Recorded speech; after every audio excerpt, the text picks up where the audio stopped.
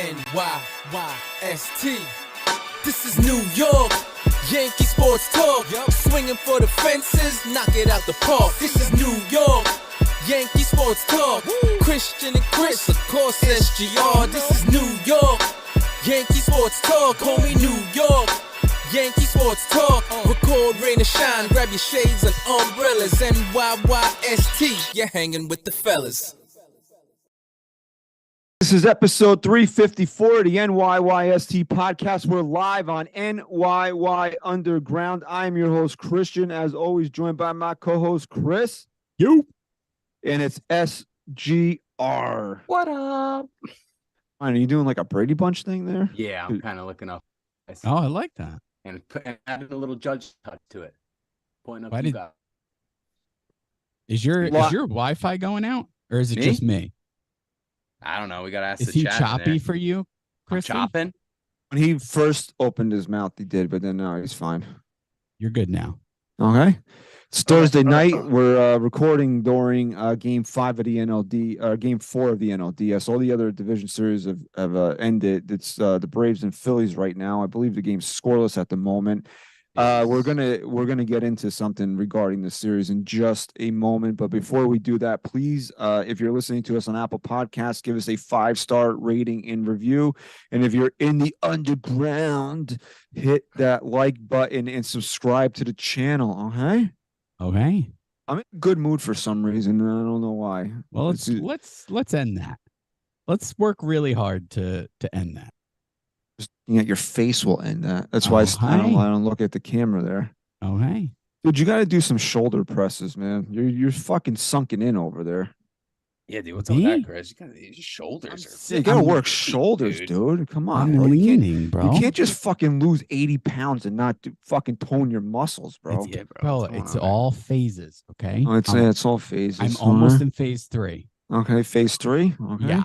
My speaking of Avenger? 3, Okay. my 3-year-old, my third, I have and one my of those. last, and my last. Okay. We'll see about For that. See about sure. that. No. The next one will be left at the fire department. Because- okay, Walter White. Okay. She's in a doesn't want to fall asleep That movie. phase.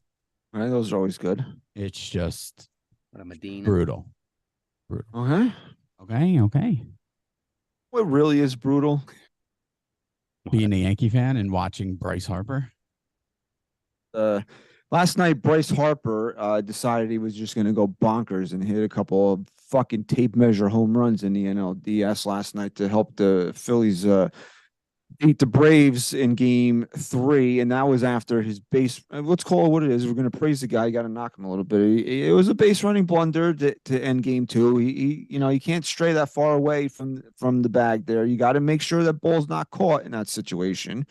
Gets caught up, a double play, ends the game. But then last night, atones, just sitting. I mean, this guy is unfucking believable, bro. And I got a tweet that's kind of taken on a life of its own here in the last couple of days here. And I basically said that we as Yankee fans should never get over the fact that a 26-year-old superstar desperately wanted to play for this team, and they didn't even talk to him. You're absolutely correct. Not even a phone conversation. Mm-mm. And Yeah, he was surprised by it. yeah, and the video circulating again, just like just like Brian Hoke's tweet of Brian Cashman saying that we have 6 outfielders. First of all, Shane Robinson is on that list. Jacoby Ellsbury, who though he didn't show up on the 2018 roster, I believe the Yankees were still paying him in 2018. They traded for Andrew McCutchen for a friggin' month because they were having what do you call it? Outfield problems. I know Harper didn't get to the Nats until to the Phillies until 2019, but this is what you were looking at going into the offseason and in 2019. Let me look up that. Why don't you guys just chat for a second here? I want to look up the names that I actually wrote these names down. I want to find them again. Okay. Well, I okay. texted you guys today, Huh? and it just every time the guy opens his mouth or I watch him perform under the bright lights, it makes me resent Cashman more and more. It's like, I said this a couple weeks ago. I was talking about Bryce Harper to someone. I said, first of all, he's matured into a player that you didn't think he was going to mature into. I couldn't stand Bryce Harper back in the day. But not only that, there's something about watching a guy like Bryce Harper go from a team that he came up with to then another team like the Phillies and truly embracing the city, the fans, everything about it. He genuinely loves being in Philadelphia, and they fucking love having him here, and it's just a great fit, man. How can you not when you're playing ballpark, dude? That they're honestly putting 29 fan base to shame right now. How loud they get at that stadium, dude. That is totally an advantage when you're at home. Strider, little trouble right first and second, 1 out, still no score. Strider, his comments kind of bit with that. I have a on-card auto up on eBay for him, by the way. Oh yeah, yeah. So listen to this, right? So Bryce Harper was a free agent after the 2018 season, and then so it's important to look at the outfielders the Yankees had on the roster in 2018, and then look at what they ended up playing with in 2019.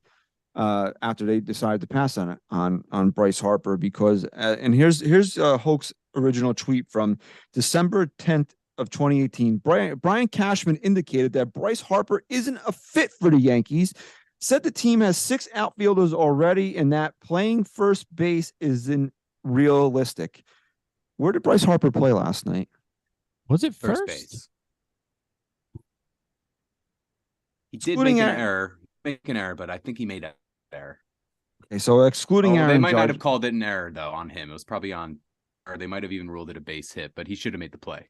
I take Aaron Judge out of the equation, right? Because obviously he's all world, top of the sport, right?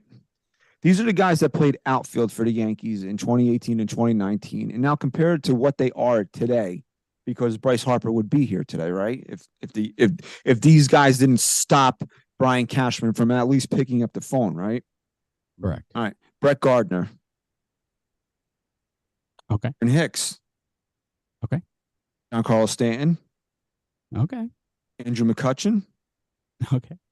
Shane Robinson. Clint Frazier. Ace Peterson. Mike Tauchman and Cameron Maybin. Those are the guys that played outfield for the Yankees in 2018 and 2019 that caused Brian Cashman to say, we have too many outfielders. We're not going to even talk to Bryce Harper. Bro, that alone, that sentence alone, if you clipped it and sent it directly to Hal, should end Brian Cashman's job. Nothing else. That's crazy. Well, go ahead, Brian. It seems like that's playing into their delusion that they've had over the last couple of years of what they thought they had and what they really did have, because it's not like those were a few names on there. I guess really Hicks, Stanton, and here were 3 guys that they saw with a potential future of success for this team. It seems like that might have been part. So I'm just going to counter a lot of arguments to replies into that tweet, because I think it's an easier way to dissect this. And people were saying, well, what about Giancarlo Stanton's contract? What about it?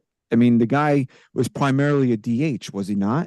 I mean, he didn't really start playing outfield regularly as a Yankee until Aaron Judge broke his wrist, right?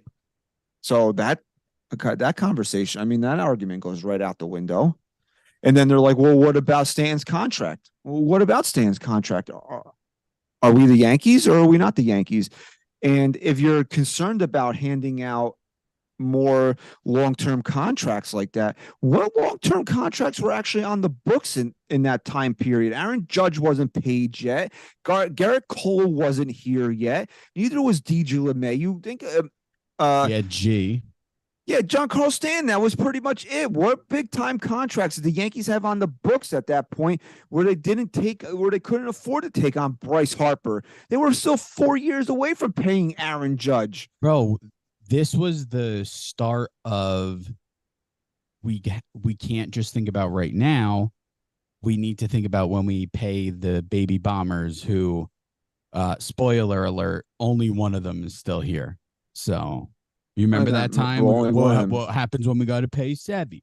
What happens when we got to pay Sanchez? What happens when we got to pay Greg Bird? Mhm. It's like, oh, it was just why it's just wild. It's wild. And here's the worst part. If you explicitly ask Brian Cashman about it, he'd still defend it. They'd all defend it.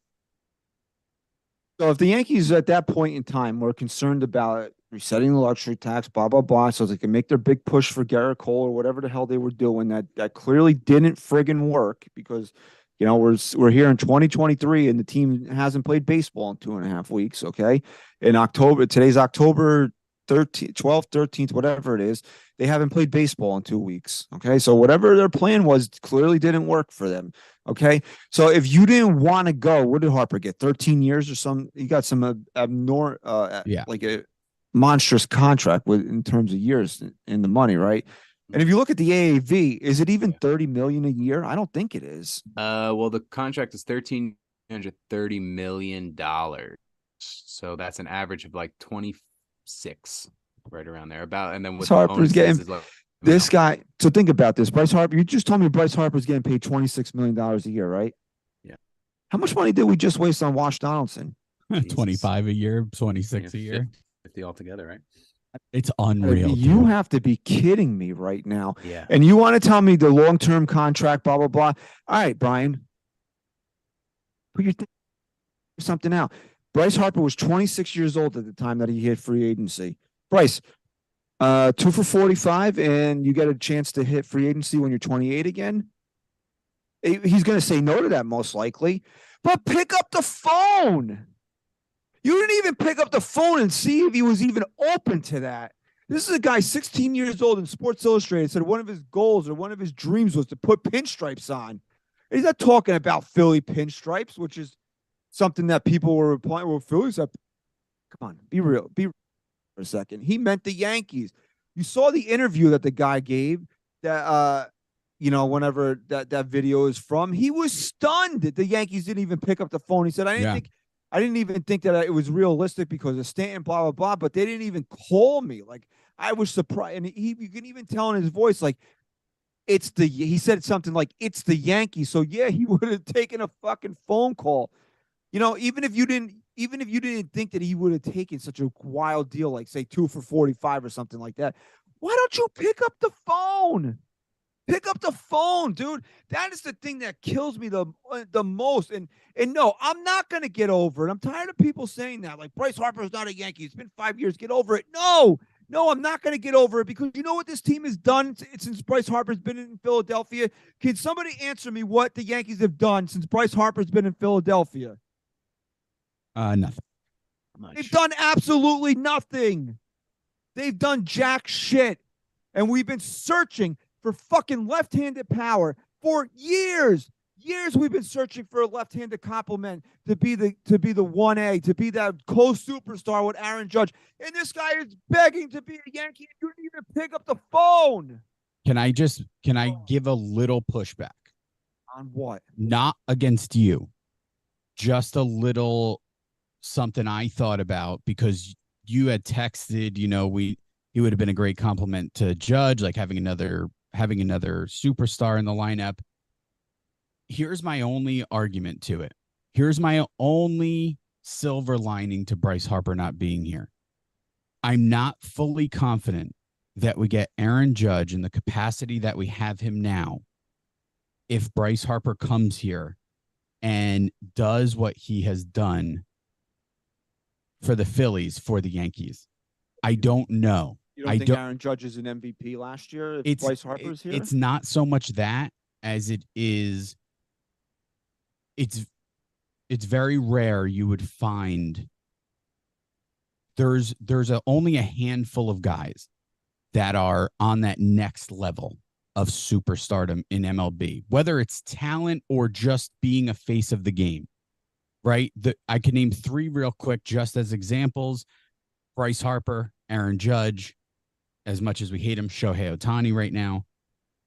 It's very rare to find 2 of them at that caliber, at the 1% on the same team, having the same effect on the team and being able to share that type of type of connection with the fans at the same time. Okay, the only thing that that doesn't fit my counterpoint is the connection with the fans. But the Yankees did this the last time they won a World Series with Derek Jeter and A-Rod being on the same team. Hold on. Little different, though. How's it different? It's different because Derek Jeter was a 1%er to us, right? Guy's in the Hall of Fame, bro. No. I'm not the guy right now. No. I'm not downplaying it. But at any point in time, overall, you'd consider Derek Jeter one of the best players to ever step on the You field. also said superstar face of the game. Was that not Derek Jeter? Derek Jeter, at no point in time would you say Derek Jeter was in the top 1 or 2 of the best players in the game. No, maybe no. He's not. Never hit that height. But you also used the term "face of the game." He was the face of baseball. The difference is when they brought A-Rod over here, Jeter was already established as our guy, and when they would have brought Bryce Harper here, dude, there's no honestly. There's no argument you can make to make me think anything other than this was just a colossal fuck up on the I'm not saying it wasn't.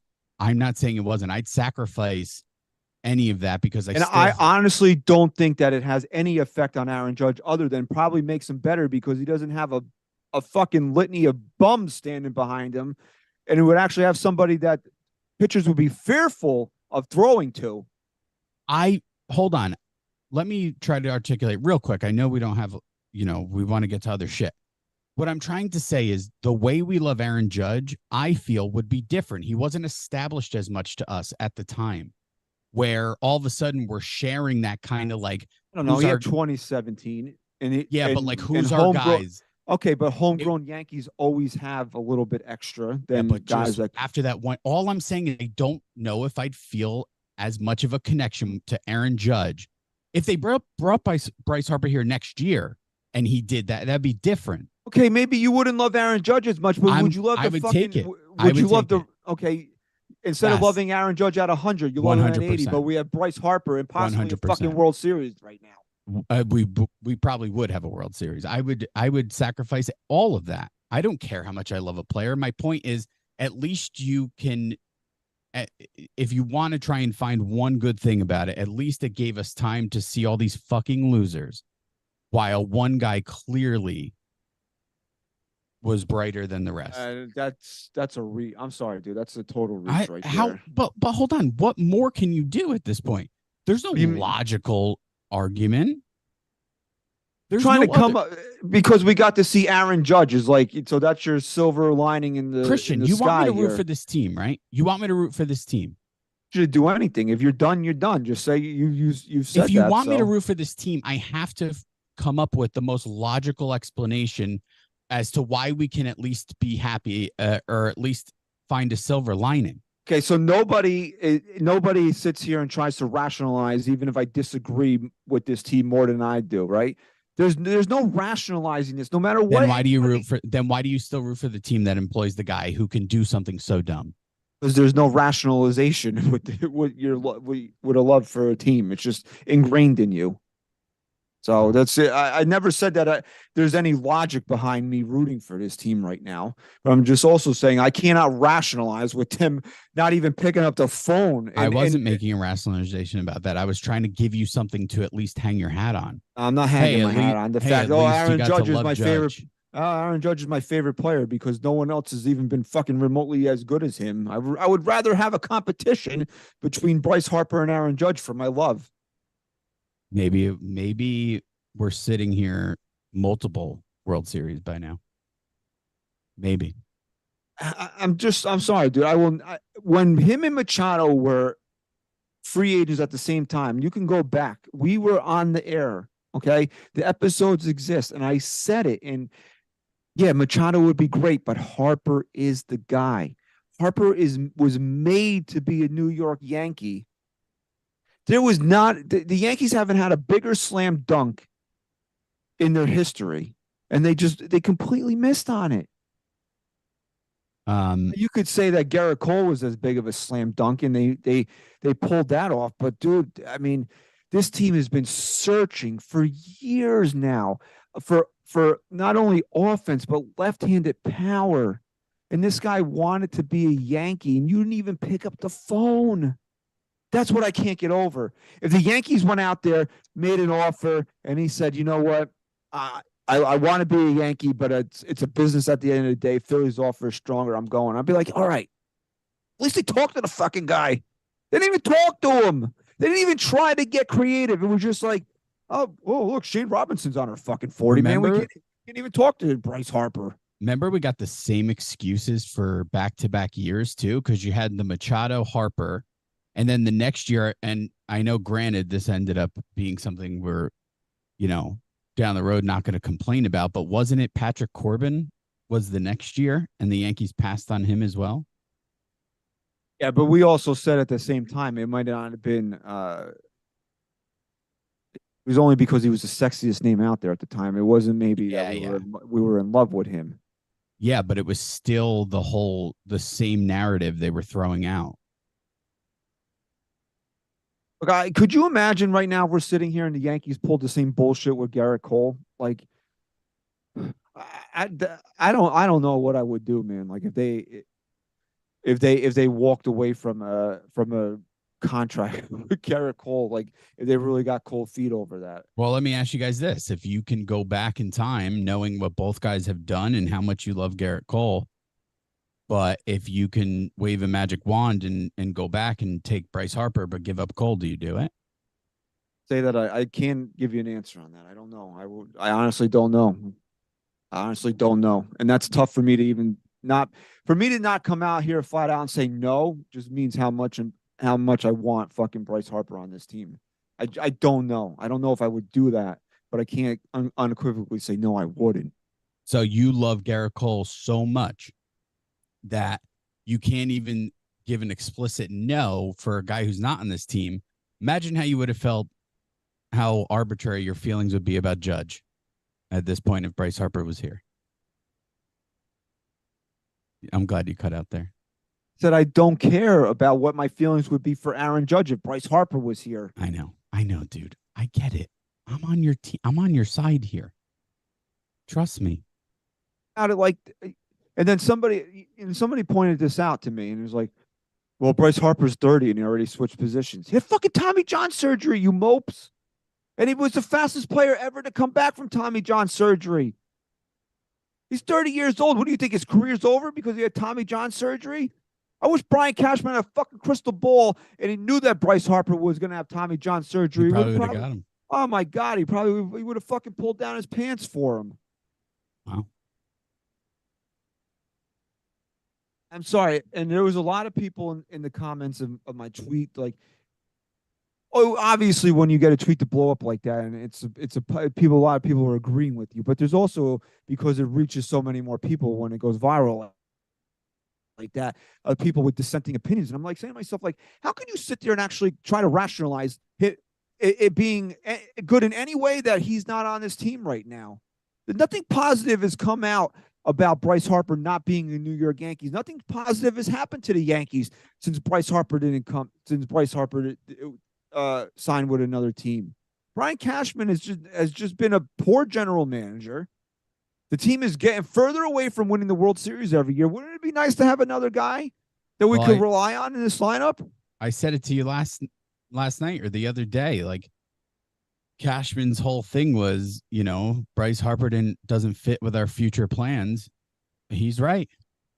Because Bryce Harper's future plans were to be on a championship team, and yours aren't. Yours aren't being in October. Clearly. I got Yankee fans in the comments being like, well, what does Bryce Harper want? A fucking pennant? Wouldn't you love to be in the fucking World Series right now? Wouldn't you love to even... But hold on. That's not even a real argument. Bryce Harper would have come here in a second. And we're talking about one player being added to a team versus a team that needed one player added to possibly be one of the best in baseball. It's not even comparable. What has Bryce Harper done? What if Bryce Harper was traded to the Pirates? Would we still have that argument? No, because it's not in his power. Have you watched Bryce Harper in the postseason in the last 2 years? Yes. I mean, wouldn't you love to have that guy taking at bats for the Yankees in October? Dude. I said this to you guys. I texted you guys this earlier. I love Aaron Judge. I really do. But he's had some good series. He's had some bad series. He has not carried, be fair, he has not carried the Yankees in the postseason the way he's carried them in the regular season. Be fair. That'd be fair. Yeah, for sure. Bryce Harper fucking puts the Phillies on his back every year. Every year they go to the postseason, he puts them on his back. They go as far as he takes them. Wouldn't it help Aaron Judge to have another guy in the lineup that they have to pitch to? I mean, oh my Yeah, because God. look what he does when they don't. I had 62 home runs last year, and he had, and they had nobody. They could have probably intentionally walked him every at bat. It's amazing. It really is amazing. Like, all right, I know that people are like, it's never going to happen. Get over it. I get it. He's never coming here. And that ship has sailed. It's so far gone, you can't even see it anymore. I get it. But I don't know how this should bother everybody. This should bother every Yankee fan. Not even it could be it could be fucking Joe Schmo. It doesn't have to be Bryce Harper. That the Yankees are just so horribly mismanaged. They've let a generational talent that didn't even hit his physical prime, that wanted to play for you, that's getting paid $26 million a year, go to another team without even a phone call. Should bother you. That's your New York Yankees. That should bother you as a fan, as somebody that roots for this team, lives and dies with this team, everything that goes with being a diehard Yankee fan. If that doesn't fucking make you sick to your stomach, then I don't know. Then you are the perfect Yankee fan, because they can gaslight the fuck out of you. Everything that they say is just fucking hunky dory. If that doesn't bother you, correct. Really cheering because Hal Steinbrenner yesterday said that they're going to build a new clubhouse for the team. Well, congratulations. Right. Can I get another superstar in here, please? The team needs somebody to help Aaron Judge in this lineup. Can we, and I said this, and it's crazy to think about it, because in the real world, the clubhouse probably does need some upgrades, because that fucking stadium's going into its 16th year next year. That's crazy, man. The team won 82 games and was out of the fucking race for 2 months. Nobody gives a flying fuck about upgrades to the clubhouse. We need upgrades to the guys in the fucking clubhouse. That's what we need upgrades to. We don't need a fucking sleep room. I don't give a fuck if they slow fucking sleep on a fucking park bench. For Christ's sake, get me somebody in there that can fucking hit in October. Get me somebody in there that can play 150 games every fucking year. Jesus Christ almighty. You feel better? Oh, I don't feel better. I'm mad now. Thank you for ruining my mood. How many polls we got tonight? We got I believe there's 8. I think SGR's just gonna give us a thumbs up or a thumbs down for his vote. How's my chunking doing? Like, I don't know what's going on. It's a little better now, I think. I closed out a lot of tabs. I had a lot of tabs. Are you see, we turned off it's the my tabs. TV. Oh, it's much better now, I Just think. hoping. You're better now. Out there, are you still tab horn? Yeah, man, must be, dude. It's a problem that I haven't been able to really fix, and it's only gotten worse. A lot of tabs. So just real quick, Hal Steinbrenner said there was some meeting. Who cares? Honestly, changes. He's like, changes may come, they may not come. Okay. And I said last week, I'm going to give you the off season. I really am. I'm going to give you until the fucking Yankees hit fucking. I'm cursing a lot because I'm just wound up right now. So if you don't like it, too bad. Until they hit Tampa in February, you have all winter. You have all winter, Hal. Show me something. Prove to me that you can do it. If not, then I'm gonna, like I said last week, then I'm just never gonna have hope that you're ever gonna do the right thing.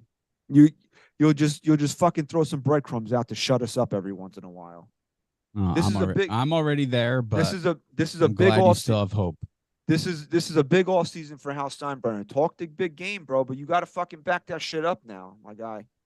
You got to back that shit up now. You want to keep your cuck puppet and Brian Cashman in place? Go right ahead, dude. But you better fucking take control of shit and make sure this team is on the field ready to go March 30th or 20th, whatever it is that the season, that this team has no question marks surrounding it. That's your job now. Your job, Hal. All right. Okay. Let's get into this, bro. This is what everybody's here for. It's keep them, dump them week 1. Okay. Last week or 2 weeks ago, whenever we announced that we were doing this, I said that we were going to do 20 polls. And I looked at the roster and I'm like, I can't really get to 20. Like, even though we were including Cashman and Boone in this, it's like I can't really get to 20 without getting into the weeds of the relief pitchers. And like, I don't know about you guys. I just don't care. We don't have like I know Clay Holmes is a closer, but it's not like when Chapman was here and you can have a realistic debate about Chapman, you know. Right. And Holmes is under contract. So it's like, what's the, I get it. Like, you're supposed to take all these things in a vacuum, keep them, dump them. But it's like, what's the point of sitting here spending time talking about Clay Holmes? Like, so I got 16 names together, 15 players. We already did Boone last week. So there's 17 in total. So we're doing 8 this week, 8 next week.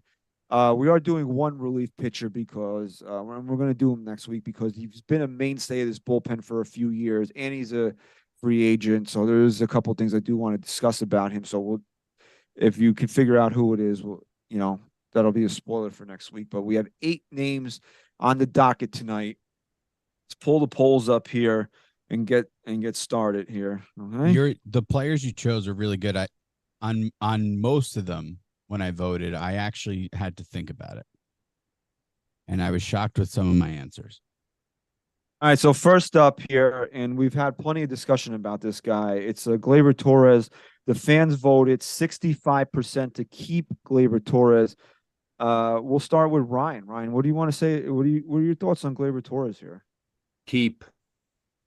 I'm not sure how my connection's doing. Yeah. We got you. Chunking, but I'm keeping him. I think that he could be someone that is a nice leading presence for this young talent coming up. He's someone that could really help them kind of acclimate to the major leagues, and that's something that they could really benefit from. So I'm keeping Gleyber. Yeah, I was all for trading Gleyber at the right time. I think that ship has sailed. I think that the Yankees have further proven since I felt that way that they just don't know how to handle young talent. And at this point, I'm not just looking for consistency out of the players. I'm looking for more consistency from the front office in a sense of I can't guarantee that whoever they'd end up putting there would work out anyway. And if Gleyber Torres can prove to me again next year that he's someone who can be reliable now, and even if he's not the talent that we thought he was, he can still be that guy that you can rely on to be out there every day, I'm taking it. So I'm a keep for Gleyber too. Everybody loves Gleyber Torres now. It's just that it doesn't make sense anymore. I honestly think it makes plenty of sense to trade him. But who you putting there? Again, it doesn't matter who we're putting there. It's the vacuum of. Yeah, but the vacuum is also the position. Like, I'm not saying who you trading for him or whatever. What I'm saying is Gleyber Torres has proven to be, to me, one of the more reliable guys now. Okay, but here's also the point that a lot of people are making. You can't trade your second best player. He's not supposed to be the team's fucking second best player. His numbers don't warrant him being the second best player. And here comes El Gato. I noticed the camera blinks before it comes up now. Yeah, and you freeze. So, and when we did Nights of the Round Table a week or so ago, and Mario was on the panel, he said that on a properly, and I agree with him 100%, on a properly built roster, he's your 6 or 7 hitter. Yes. And the Yankees, what has he been hitting? Third? Been Yeah. hit third most of the year? Yeah, Okay. because the guys who are making this roster don't know how to build it properly. So I don't even want to risk him going at this point. Okay, so Gleyber Torres, for people that are saying he's your second best player, stop with that. It's nonsense. He might be the team's second best player, but it's not a reason to keep him. My biggest thing with Gleyber Torres, and I said this 100 times, is the Yankees need to shit or get off the pot. If you're not trading him, then extend him. Then you keep him here long term. Okay? I would much rather the Yankees hand this guy a contract and he's locked up through his prime than him hit free agency at the end of the year. Because we all know how that turns out for the Yankees. Either they're going to overpay for him or he's going to walk away for nothing. Okay? I think even though this past season, I think we've seen a sense of maturity out of Gleyber Torres. He still had plenty of space cadet moments, right? Especially in the field.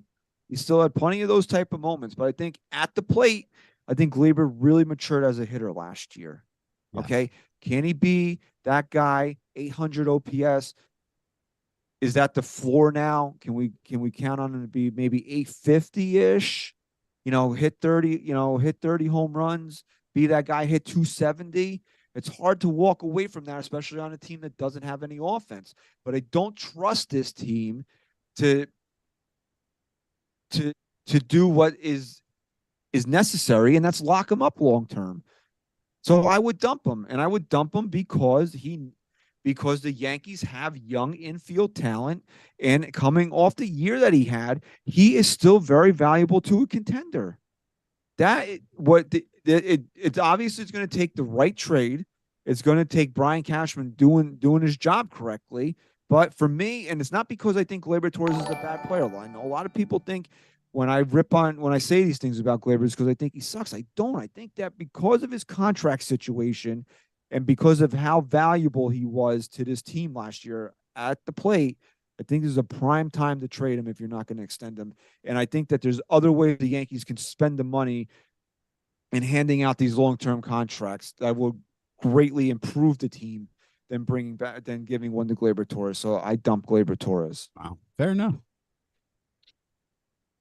And to read a comment here, it's just Anthony C says, on a good team, I would trade. On this team, you can't trade away your second best player. Well, that's not a reason. Again, it's not a reason to keep him.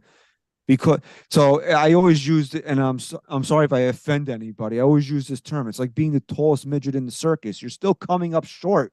Okay, that's what it is. That's what Gleyber Torres is on this team. Just because if you're the second best player on the Yankees, it doesn't mean that you're still the fourth or fifth best option on a good team. So yeah, I would move on from him, and I would try to recoup some talent in other areas that I need, that I have holes in, because we all know this team has plenty of deficiencies. All right, next. Okay. Hold on, let's get to the super chat first. Chris, you have that pulled up? I don't know. All right, so I'll try to read it. It's from You're Jeff. clear right now. All right, cool. Jeff J.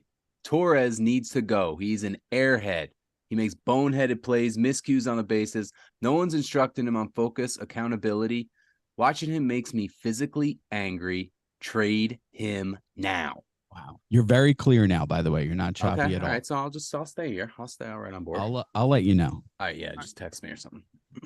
All right. Next up here is IKF. The fans voted 66% to dump IKF. Chris, we'll start with you. I was a definite dump on IKF. Yeah. There's a couple guys that you're going to read off and I'm going to vote dump, and it's not necessarily a dump because I don't think they could be valuable, or a dump because I don't think they did their job. It's more of like we're back to the point we were a few years ago, where it's like, okay, we need something new. We need something fresh. It was almost how we felt about Brett Gardner, where we friggin' love the guy, plays hard, but it was like, okay, I know he wants to play again, but like, and I know he's a leader in the clubhouse, but like, you just need something new. I'm like that with IKF in a sense of, if I'm if I think you're an expendable guy, and I know people can make the argument that, you know, he's not as expendable as I might make him sound, because he really took the ball and did whatever he had to for this team, which was fantastic. But like, he's not moving the needle. And for me, I need more guys that move the needle before I can care to keep an IKF at this point. So it's a dump.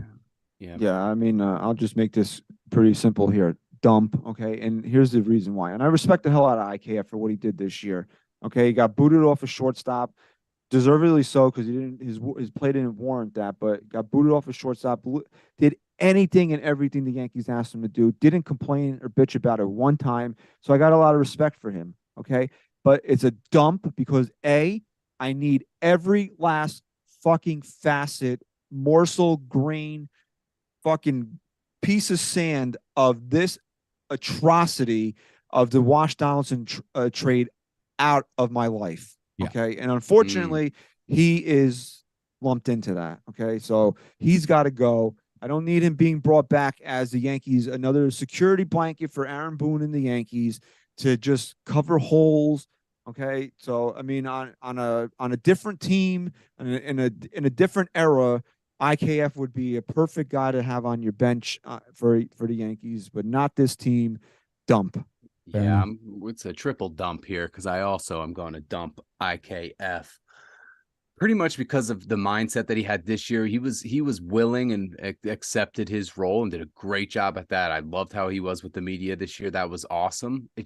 I feel like he's not going to want that this year. I think he's going to really want a chance to crack a starting lineup, and that's not going to be with the Yankees. So there's that mindset's going to be, I think, I'm assuming it's going to be a little different for IKF, that he's going to want to really maybe, you know, be in a starting lineup. So that role isn't there anymore for him. So bye.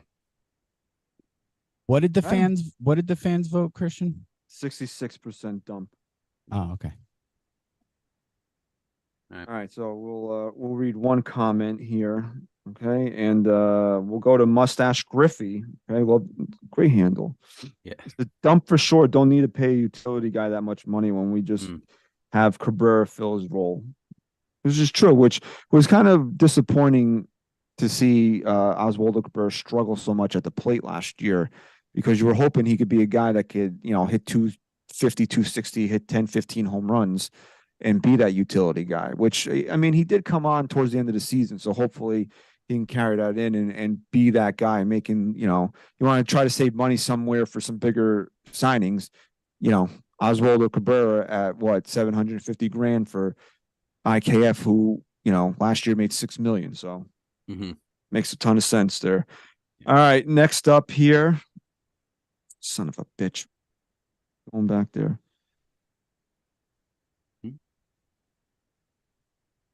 He lost the pulse.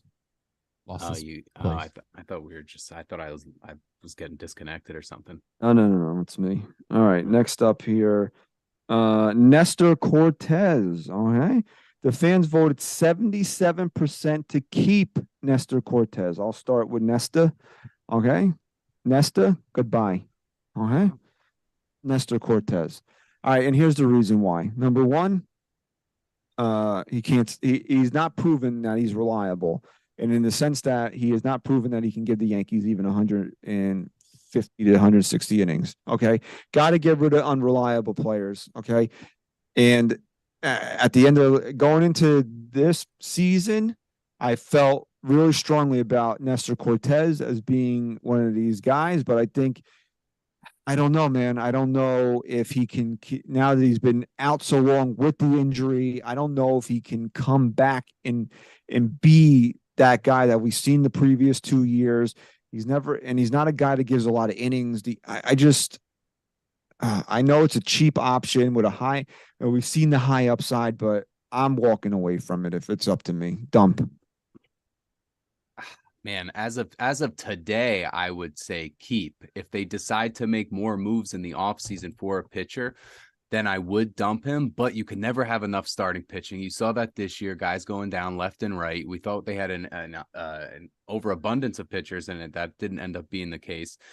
So I'm keeping him just because he's an arm, and I'm not really gonna look at his year this year and the toward the end of last season as well, where he just kind of maybe was pitching a little injured. He was pitching with something to prove and didn't want to maybe be upfront about those injuries if that was the case.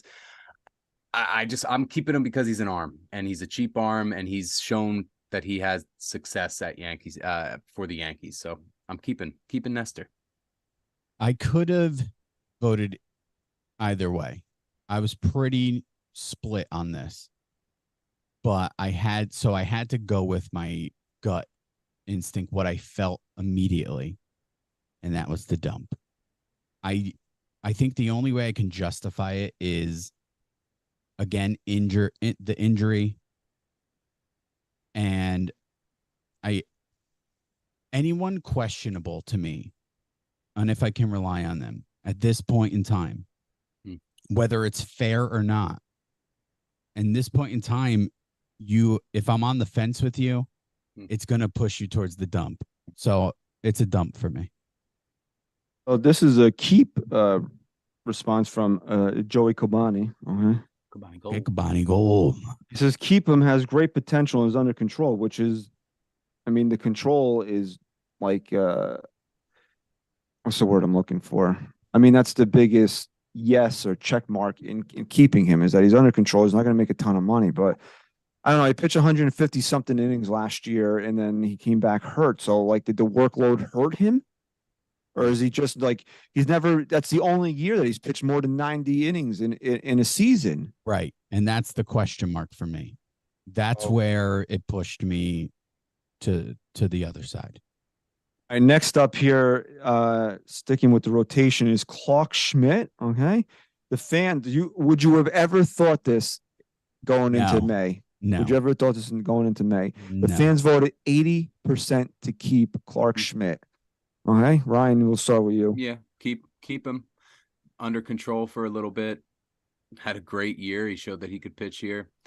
I'm keeping him and, hoping that there's a little competition for that back end of the rotation this year and they all stay healthy. And then there's a spot that they're fighting for. So, but Clark Schmidt deserves a crack at this rotation again next year. And I'm keeping him.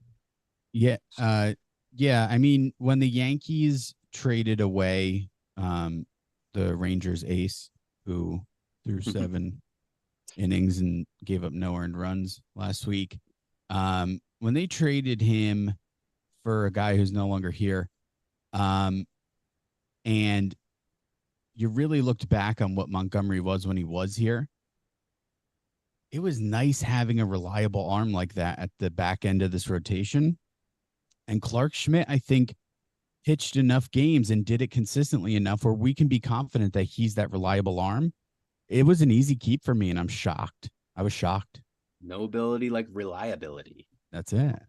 I mean, yeah. I mean, we're talking about guys that take the ball every 5 days. There was only 2 of them on the Yankees last year. We know who one is, and Clark Schmidt's the other guy. That's it. I debated with. I honestly wrestled with this one a little bit because did we see Clark Schmidt's ceiling, or did we see the beginning of Clark Schmidt ascending into being what the Yankees hope is a good major league starter? Fair question, but I'll counter it with another question. If that is his ceiling, aren't you still cool with that being what he does? But this is keep him, dump him. Do you dump him because that's the ceiling? Trade him while he's hot. That's what I struck. I don't think he's hot enough for that to make sense. I think he showed enough that you could trade him off the season now and get something that you might want in return. I do think he was good. You don't think he was good enough that the Yankees could make a move on with him? I think they can make a move. Nothing that's going to, again, move the needle. Not moving the needle himself, though. Yeah, but it's nice having that reliability at the back end. I'm okay. Well, I'm not debating. I'm saying this is what keep him, dump him is it not?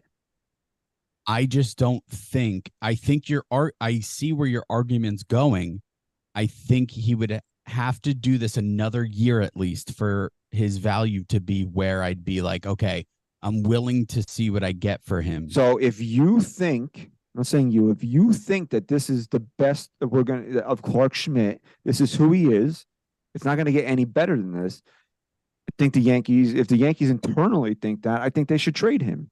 Me personally, go I ahead. have a boner for reliability right now, dude. So Glad that you added another fucking word after that, because if you I have a boner for reliability right now, man. And he was a guy who was good and reliable. You can't get me to dump him right now. Listen, buddy. I'm not dumping him either. I'm saying I wrestled with this one. Okay. I'm ultimately keeping Clark Schmidt. I liked what I saw out of Clark Schmidt towards the end of the season. He went on that incredible string there of allowing 3 earned runs or less. The Yankees, once they realized that they weren't going into I fucking hate this goddamn thing. The El For those of you listen to Apple Podcasts, it's El Gato. Oh, my camera goes out. I love El Gato. Okay. They went on when the Yankees realized they were out of it. I brought up the time that I went to the Detroit game in early September. The Yankees' sole focus of that game was not even winning; it was getting him extended, working him out of trouble in the 7th inning.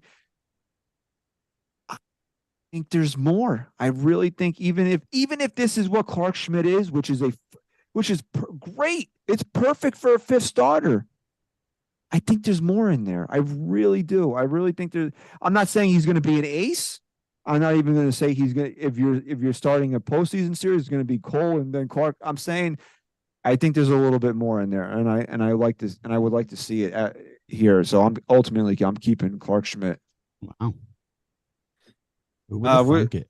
Yeah, honestly, that's what I said. When going into May, and we all lost our shit about Clark Schmidt. That were the fans and all three of us are. We lost our Schmidt. Yeah. Mustache Griffey again. He says, "Hey, Schmidt happens. Keep him." Wow. He says, "Keep him and keep him in the 5th spot." Yeah, that's it. He should be your 5th starter. We're not saying he should be your number 2 like he was this year, but keep him and put him in the 5th spot, and that is a great number 5. All right, next up here is DJ LeMahieu. The fans said 61% to keep DJ LeMahieu. Chris, we'll start with you. I was shocked. Yeah, I really was. No one has. Did you think it would be closer, or that they would have went dump? I thought it would be closer. I really did. I thought it would be both in the 50s. I got to be honest. Well, it can't both be in the 50s, and it would be 50-50. What do you mean? Right. Yeah, because it's both percentages. Yeah, you know what I mean. Closer to 50-50. 40s. Yeah. I have loved and defended DJ every time SGR voted against Fred's predictions. I told him he was nuts. When DJ had a shit year, I said he'll be back. This last year was the exception. I know he ended up having a really good second half compared to what we've gotten out of him. But again, he just falls on that reliability meter for me right now. DJ has not only been unreliable, in my opinion, he hasn't been the guy that we need him to be overall in the last couple seasons. For me, shockingly, it was a dump. It's a dump.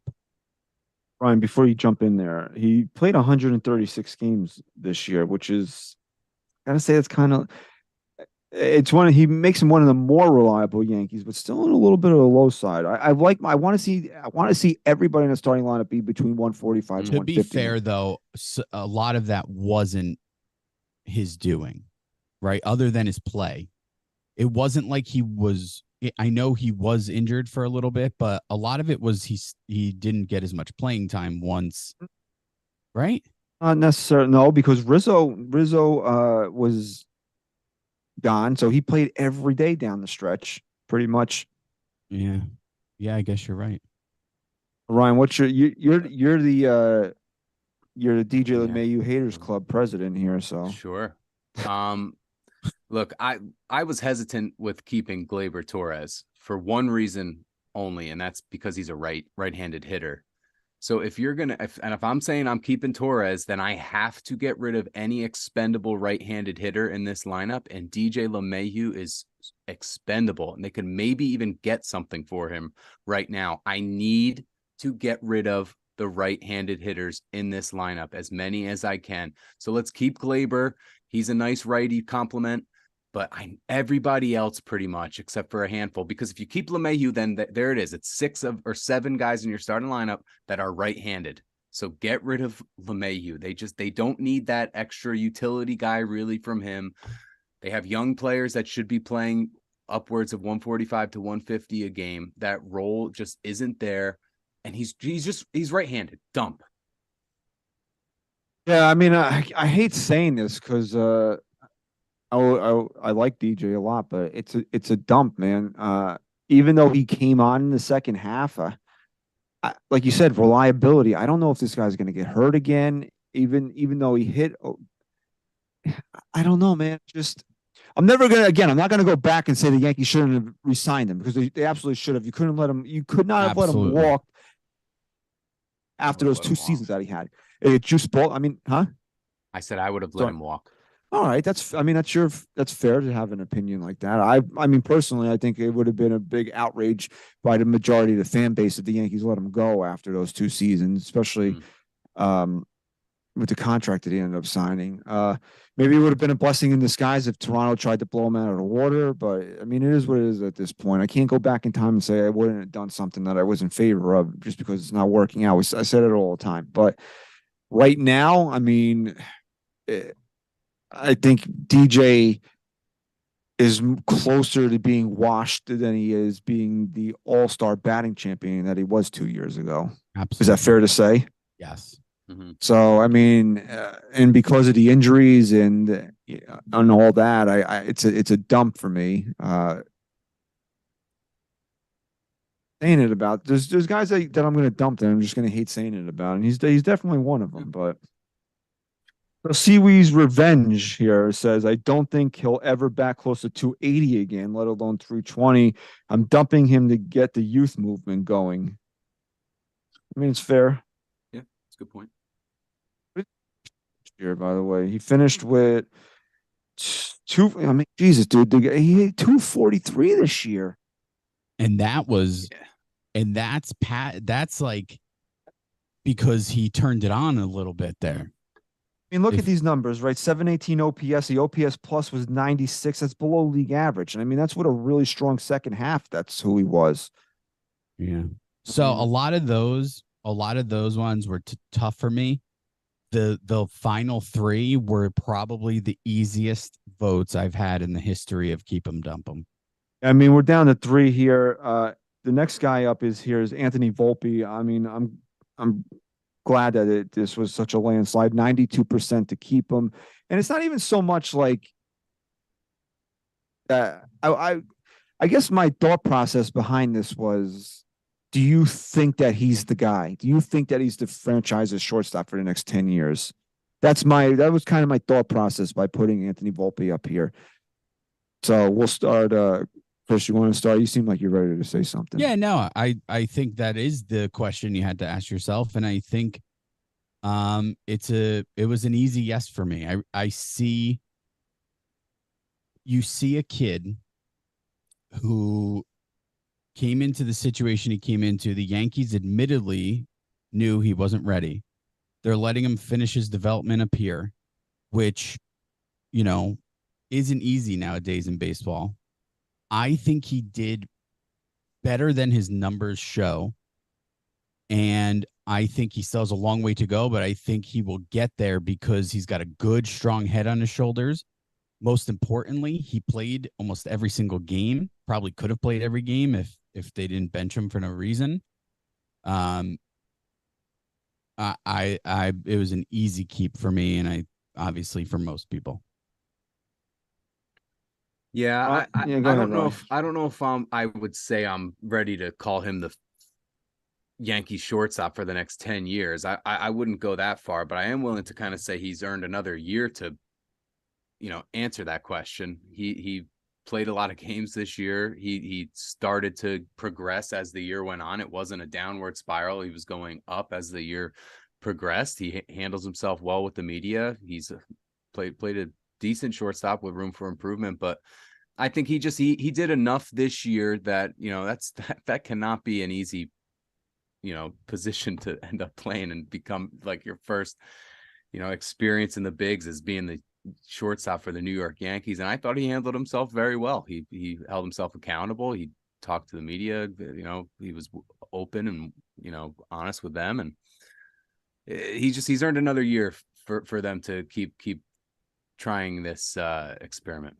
Keep. All right, obviously it's a keep for me. There's obvious things that he needs to work on, but I want to read some numbers off that are good numbers, right? Because people are looking at him, and it's a very checkered season that he had. Okay, 159 games, you love that, right? They played every day. 21 home runs, 60 RBIs, 24 stolen bases, and I'm sick and tired of people that want to downplay him by saying, "Oh, 2020 seasons aren't that impressive." Yeah, they are. They are, okay, because the Yankees don't have anybody that does that. So to have a player do that is impressive on this team. Here's another thing that you like: 80-point separation from the batting average to the on base percentage, which is always good to see. I mean, it's not, when you look at the on base is 283 because he hit fucking 209. It's not, it's not sexy, but you always like to see that big separation between the on base percentage and the batting average. Which you can even argue before he went into that really bad slide before the chicken parm, it was even on a path to be higher than that because he was getting on base a lot. Even when he was struggling in the beginning, he was still getting on base a lot, and then everything stopped. And the chicken parm did wear off there towards the last 4 or 5 weeks of the season there. You saw him struggling again. And again, I don't know if that's a rookie wall. The guy has never played this much baseball in his life. The rookie wall is a real thing. He's 21 years old. I don't give a shit that he's 21 years old. Do something that you've never done before physically in your life and tell me that it doesn't wear on you. If you go from working 20 hours a week and then you start having to work 40 hours a week, you're going to be fucking tired. That's a big difference. But this kid has never played 160 games in a season. Facing major league pitching, it's going to wear on you. I bet you he's physically exhausted at this point.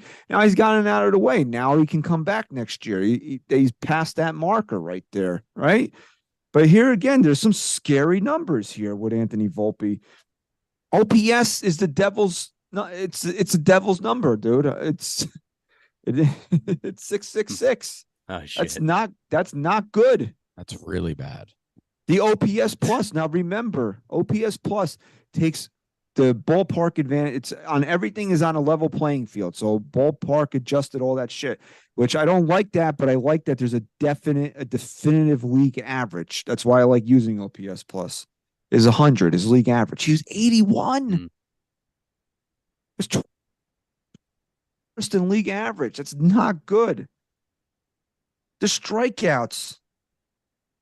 167 strikeouts in 159 games. It's not. There's guys that strike out way more than that, but that's not good either. This is not a guy that should be a high strikeout guy. Things about Anthony Volpe, got to learn a two-strike approach. And I know you've been listening to the show the past couple of weeks. When every time we bring up Anthony Volpe, it's the first thing that I say because it's the most important thing. This kid learns a two-strike approach. He's adding 40 to 50 points a minimum on his batting average next year. And that's you a can low call minimum. You can call me fucking crazy. That's fine. That's my opinion. He learns a two-strike approach. He's a 250 to 260 hitter at minimum next year.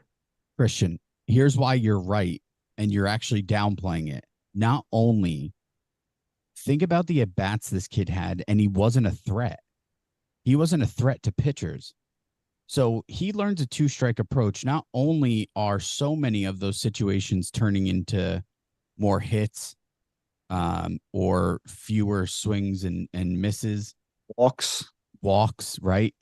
Not only is that happening, but then if he becomes a threat, when he's got guys on, if this team can finally start putting something together and he's in a lineup that's doing things around him, pitchers are going to be forced to throw him better pitches at some point too.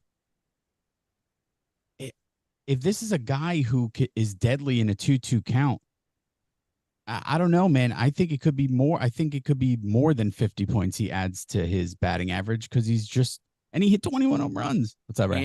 And I want to see how he is in the playoffs too, because I just have a feeling that he is going to be his biggest comparison. I've said this before with Derek Jeter will be how he handles himself in the playoffs. There's just something about how he plays, and there was only a handful of kind of big moments this year, but it did seem like in a lot of those moments, Anthony Volpe was able to slow the game down and come through. A lot of times, I'd say he had some of the most clutch hits this year out of anyone in that lineup.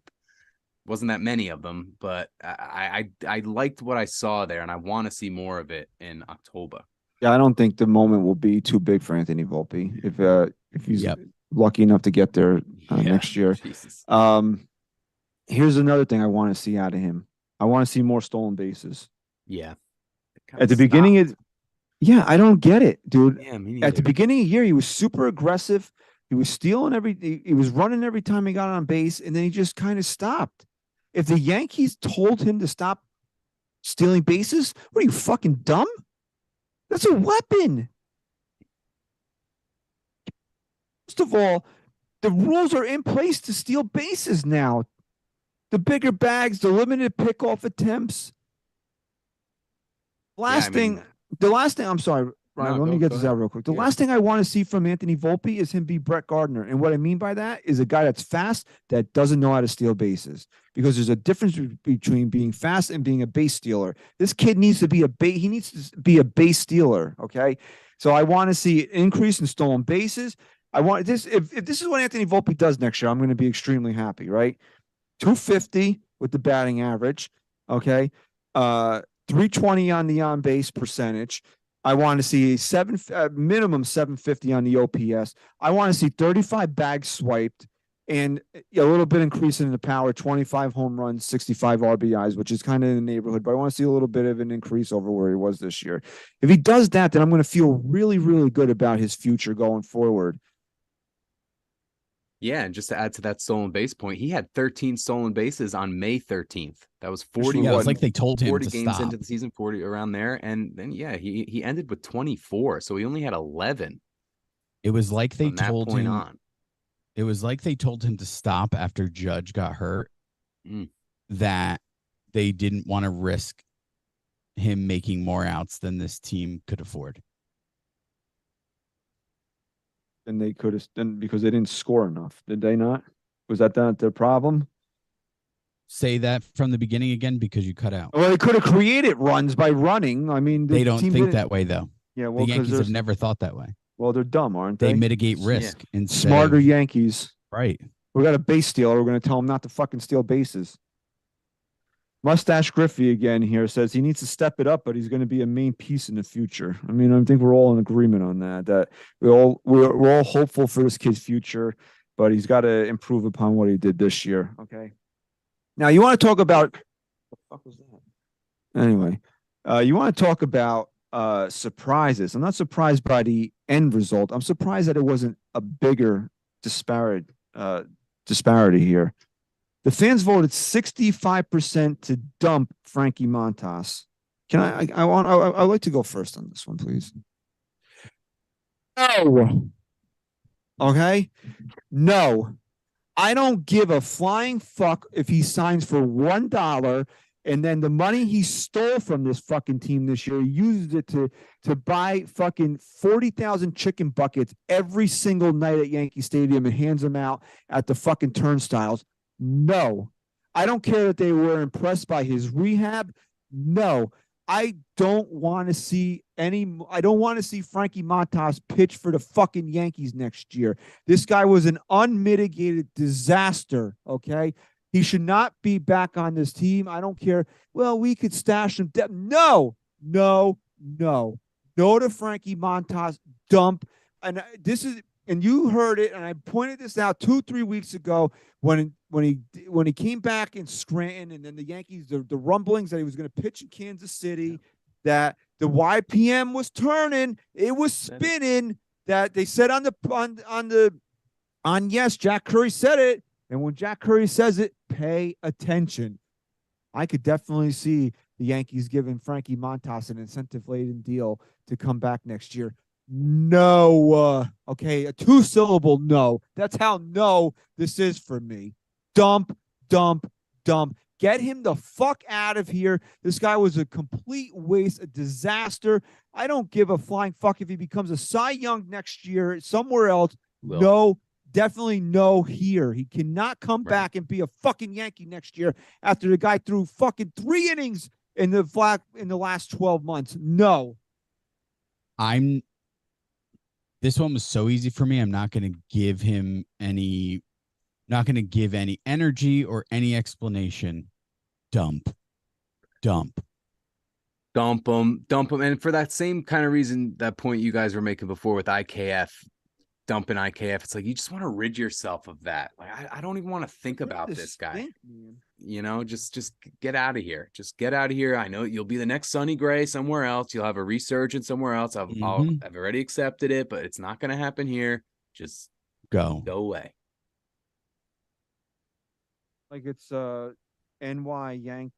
NH Yank fan says, from what I read, the brass was very impressed with his rehab. In addition to his communication skills with the younger pitchers, if Hal lowers payroll, which some have speculated, giving Montas 1 year at 10 million does seem extreme. So you're all over the place there, pal. But I thought he was saying one thing.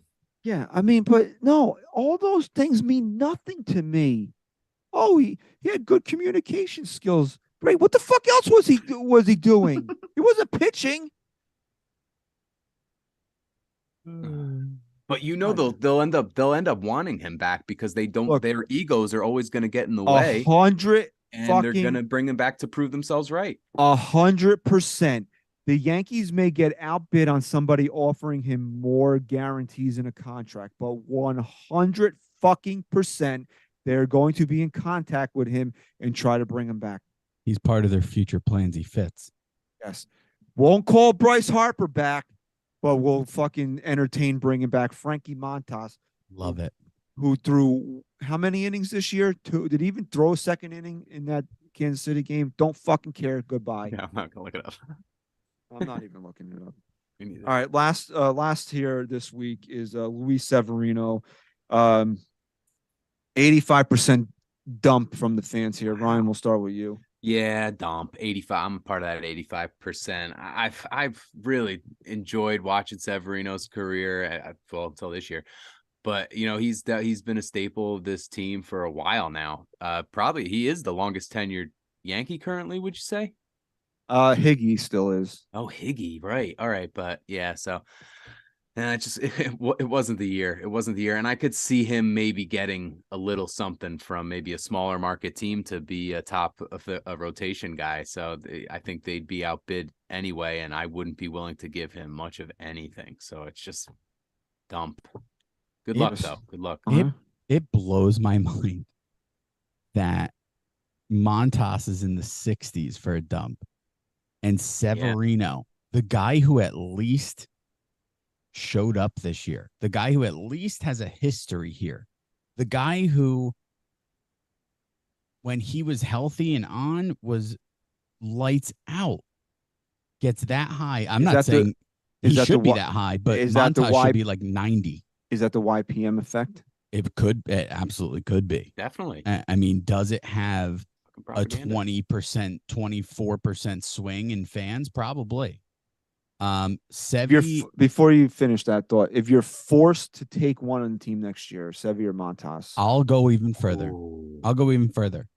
I would rather sign Severino to a 3-year deal than Montas to a 1. I think Frankie Montas. That's a great question. I'm not even kidding. I liked Montas. I didn't like the deal at the time because it wasn't the deal that they needed to make. But it wasn't because of Frankie Montas.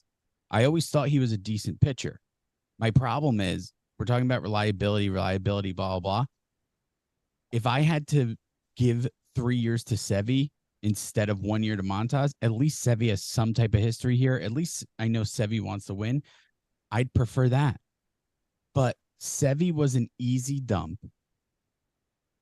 but a difficult one emotionally because he's one of the very few guys. An emotional dump. It was an emotional dump.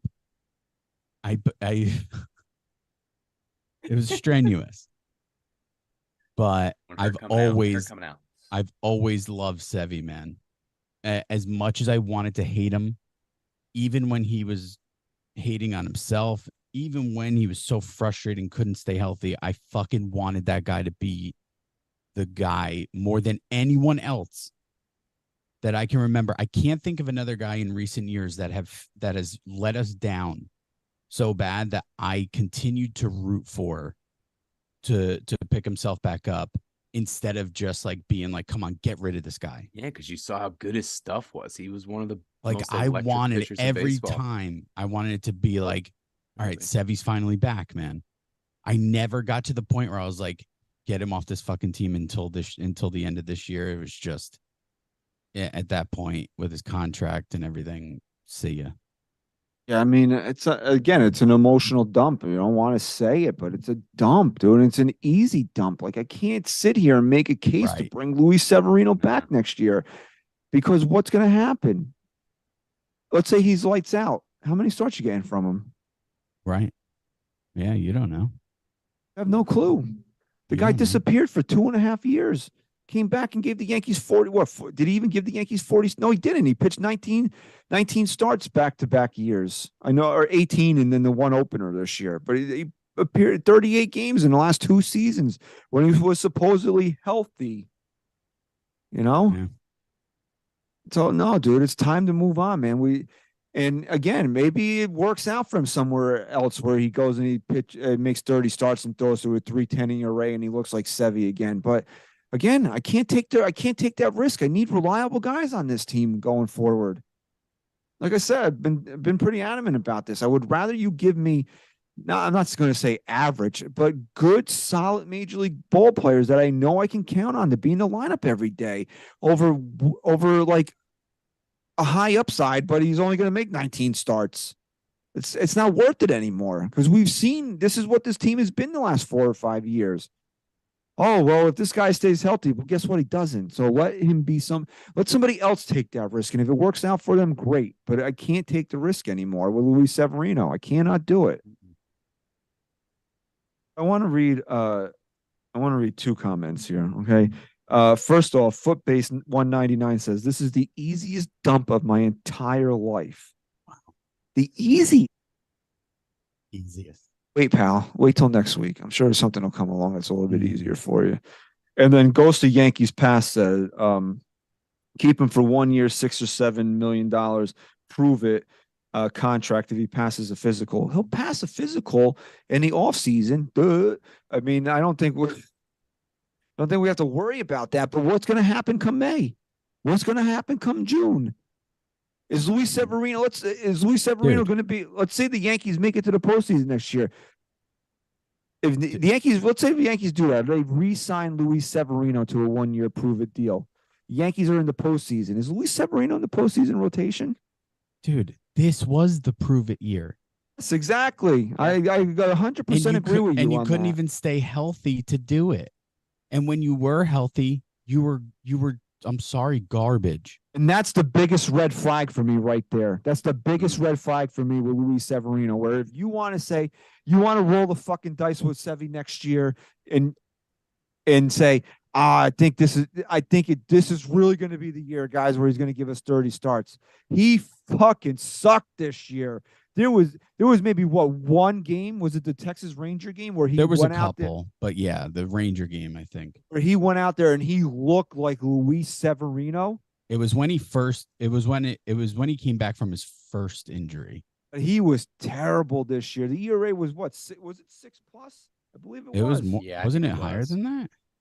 Look it up real quick. All right, it was his ERA this year was 6.65. 6.65, almost 6.66, like fucking Volpe's OPS. It's another thing about Volpe. Volpe was a 3-WAR player this year with all those negative numbers. He was still a 3-WAR player. And what was Severino's WAR this year? Negative 1.5. See ya. The Yankees would have won 2 more games by throwing a fucking literal trash can on the mound than Luis Severino. I mean, what else can you say about the guy? And again, it's an emotional dump. I always say this, as Yankee fans, we always had a little special place in our heart for Luis Severino. And if he goes somewhere else, as long as he's not facing the Yankees, I'll root for him to have a career resurgence. Cannot take the risk on him anymore.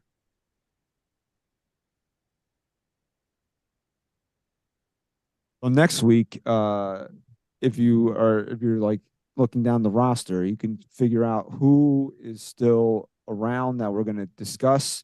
And you can follow us to vote on Twitter. Yes, follow us at NYYST_podcast so you can vote in all the polls. They'll probably start again on Sunday, I think is when I started them this week. So once I get confirmation of when we'll be live, I know Pete's calling a lot of the games, postseason games for game season. Once we get confirmation of when we'll be back next week, and then this way I can stagger the polls accordingly. But if you follow us at NYYST_podcast, then you won't have to worry about missing any of the polls, right? All right. Okay. Oh, I had a lot of fun this episode. I really did. Yeah, this is great. episode. It was a good episode. Yelling about the stupidity of the Yankees and dumping and theoretically dumping all their crap. It did really make me feel a lot better. I was in a good mood. Check. Brought it down, and now because it was like a cathartic experience, now I'm back to feeling pretty good. Now I can go watch. Now I can go watch Taylor Swift on Prime, right? Or you can watch Bryce Harper advance to the ALCS. What's the score? NLCS, sorry. 2-1. Strider's pitching great. I think, who do they have? Suarez or whatever his name is. The Phillies are winning? 2-1 Phillies? Yeah, who's winning? It's 2-1 Phillies. All right. Inning? Trey Turner, big home run. He's 3 for 3 tonight. You are no Susan Waldman, Chris. Your score update's terrible. John, bottom of the 6th, 2 outs. All right, so let's wrap this up here. Let everybody catch the end of the NLDS here. Will the Phillies advance? All right, who knows? But we'll keep an eye on that, and we'll be back next week. So again, follow us at NYYST_podcast for date and time, and to vote in all the polls. We want to thank everybody for their continued support of NYYST and NYY Underground. We want to thank everybody for listening and watching episode 354 SGR. Go Yanks. Chris, say goodbye. Can't make a promise, but I do my best. 25 sitting on 25 racks. Just got started, no, we ain't done yet. But a new crib, that's a goddamn flex. Sign that check. Told them last year that I been up next. Can't take calls, but I send that.